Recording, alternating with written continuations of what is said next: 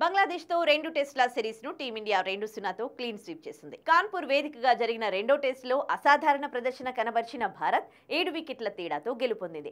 ఫలితం అసాధ్యమనుకున్న ఈ మ్యాచ్లో టీమిండియా అటాకింగ్ గేమ్తో విజయాన్ని అందుకుంది. టీమిండియా నయా హెడ్ కోచ్ గౌతమ్ గంభీర్ వ్యూహాత్మక నిర్ణయాలతో ఆశించిన ఫలితాన్ని సాధించింది. ఈ సిరీస్ గెలుపుతో వరల్డ్ టెస్ట్ ఛాంపియన్షిప్ 2025 పాయింట్స్ టేబుల్లో తమ అగ్రస్థానాన్ని పదిలం చేసుకుంది. ఈ విజయంపై భారత ఆటగాళ్లు సంతోషం వ్యక్తం చేశారు. మ్యాచ్ ముగిసిన క్షణం ఒకరికొకరు హగ్ చేసుకుంటూ విషెస్ చెప్పుకున్నారు. టీమిండియా నయా హెడ్ కోచ్ గౌతమ్ గంభీర్ కోహ్లీని హగ్ చేసుకుని అతన్ని ప్రత్యేకంగా అభినందించాడు. ఈ దృశ్యం నెటిజన్లను ఆకట్టుకుంది. ప్రస్తుతం ఇందుకు సంబంధించిన వీడియో నెట్టింట వైరల్ కాగా మూమెంట్ ఆఫ్ ది డే అంటూ ఫ్యాన్స్ కమెంట్ చేస్తున్నారు. గతంలో విరాట్ కోహ్లీ, గౌతమ్ గంభీర్లు మైదానంలోనే చాలాసార్లు గొడవ పడ్డారు. అంతేకాకుండా సమయం దొరికినప్పుడల్లా గంభీర్ కోహ్లీపై విమర్శలు గుప్పించేవాడు.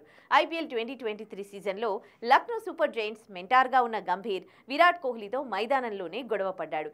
ఈ ఇద్దరు ఒకరిపై ఒకరు దూసుకెళ్లడం, తిట్టుకోవడం అప్పట్లో తీవ్ర చర్చానీయాంశమైంది.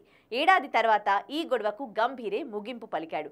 ఐపీఎల్ 2024 సీజన్ సందర్భంగా విరాట్ కోహ్లీని ప్రత్యేకంగా పలకరించి అతనితో మాటలు కలిపాడు. కోహ్లీ సైతం సానుకూలంగా స్పందించడంతో ఈ ఇద్దరు పాత గొడవలు మరిచి సన్నిహితులుగా కొనసాగుతున్నారు.